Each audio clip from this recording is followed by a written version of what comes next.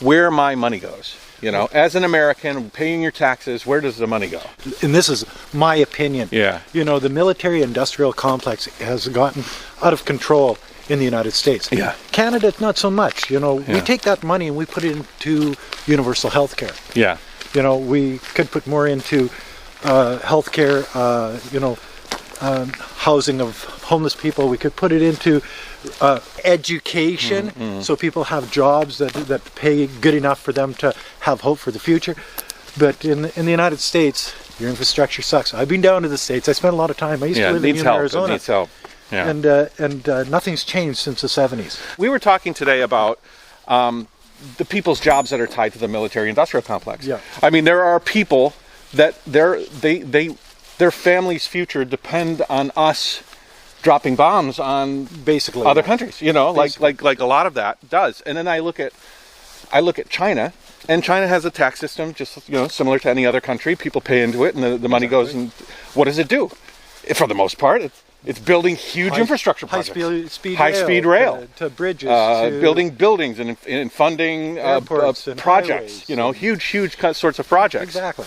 That's why 800 million people got pulled out of poverty in the last 20 years, because that's their mandate. The mandate of the Americans is to police the world. But you've got to go back further, because as an American, you'll understand this. You have to blame somebody. So if it wasn't for the Japanese at Pearl Harbor, America wouldn't have even been in the Second World War, and they would have been passive, just like Canadians.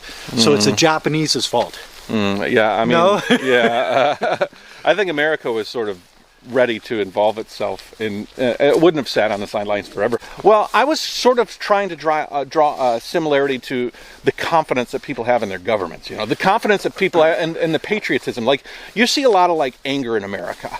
There's a lot of everybody's talking about how one side's a piece of shit, the other side's a piece of shit. One guy's horrible, another guy's horrible, but the proof is sort of in the pudding, right? Because we're funding all of these crazy projects. We go around, we see tent cities, whereas in China they're going around, they're seeing a new high-rise or a new city sprouting up. A high-speed train going by at 300 miles an hour. They're taking their kids to a school that's like 10 times better than the one they went to. Well, that's just it. And more disposable income. People are driving cars rather than pedaling bikes. Yeah. Kids are going to university. Farm kids, they're not staying on the farm anymore. Yeah. They're going to university. Like Dr. Robert. Hi, Robert. He grew up in a really poor community. He said the only saving grace, the only hope he had as a child was a school. So they take their education very seriously, and now he's one of the top oncologists in Chongqing. So the idea that they fight from this to this, but the whole country does the same thing. Yeah. It's not just the people; it's the government. It's everybody in the country is moving in that positive direction together. Yeah, it's not one side against another. It's not whites against blacks. It's not Republicans against Democrats. It's left not against right, or whatever. Fossil fuel against green. It's not. There's they're all sort of of this. united. Yeah. Well, that's just it. They're moving in one direction, and a lot of people say that that's such a big difference between China and America. But I see, in America, the left and the right are very similar with regards to who pays their salaries. Like the people that lobby on behalf of the corporations lobby to the right and the left. Well, you don't think, and they want similar results from both sides. Well, that's just it. Like these big corporations, they're doing the same thing to the Republicans as the Democrats, because they don't know who's going to win, and they want to cover their ass any which way it goes. Like we were talking, lobbyists would never allow the high-speed rail system in China to exist here, because there's no profitability in it. There's no profitability in the running of a rail of that size. Not of that stature. But in China, you got 1.4 million people, or billion people. So you've got a lot of people. I've been on these trains, and a lot of them are you've got to wait for the next one because they're full. Yeah. But the Chinese government doesn't worry about if they're going to get their money back. It worries about how it's going to impact society and promote the economy of the country in the future. Yeah. So they're putting money into infrastructure now to make a better tomorrow for the people and the economy of the country, because they know that country is going to grow and grow and grow, because it's still a developing country. Yeah. So 10 years from now, if we don't go back to China for 10 years, we go back there, we will not recognize Yeah, it. yeah, you know, yeah. it's one of those And things. most likely in a positive way. From 18 years ago, or 19, just about 19 years since I started going to China till now, Nanning is unrecognizable. You know, there was no high rises. Yeah, there's yeah, we 3.5 have seen it. I mean, like, we have seen it, like, viscerally. You know what I mean? There's no question. Well, I remember having to take buses to Guangzhou or fly to Guangzhou. It was 14 hours to take a bus to Guangzou from Nanning. Now it's 3 hours on a high-speed train. Yeah, You know what I mean? And, Yeah. and it costs you like $60. yeah. It makes life so much easier for everybody. Yeah.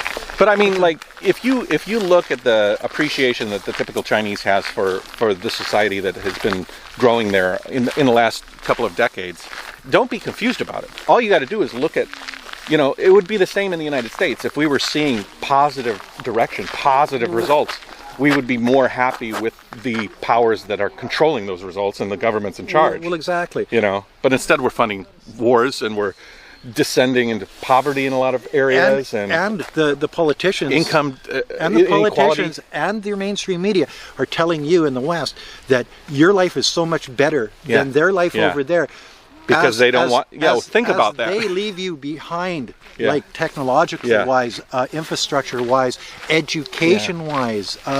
You know, I was reading an article the other day that, you know, the scientists and creation of new drugs and stuff like that overtook the United States now. They're more into research and development in the Eastern world than they are in the Western world. Yeah. So they're taking over everything, and it's because they're all moving in a positive direction. You know, if the governments were all like China, there would be no wars, right? Well, I mean, the purpose of this video was to kind of broaden on a thought that the appreciation that people have for their country is based on what the country is doing.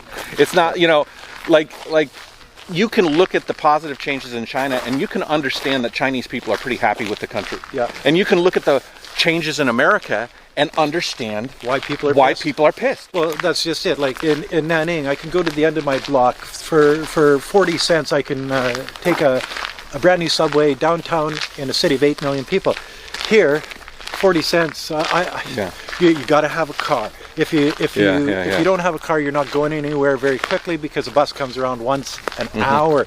If you do have a car and you can't afford $2 a liter for gas, you're not going anywhere. Yeah. You have the right of mobility in Canada, but can you afford that mobility? Yeah. In China, they don't say you have the right of mobility, but they're more mobile than us because the government has made it that way. Yeah, yeah. So you don't have to have that written in stone that you have the right of mobility if you already have the right of mobility. Right, You know right. what I mean? So Yeah. the Chinese get around way more than we do at way less of a cost. Yeah. So Yeah. I think that's a form of freedom that we don't have. We're Yeah, losing. We yeah. used to have, but we're losing here now.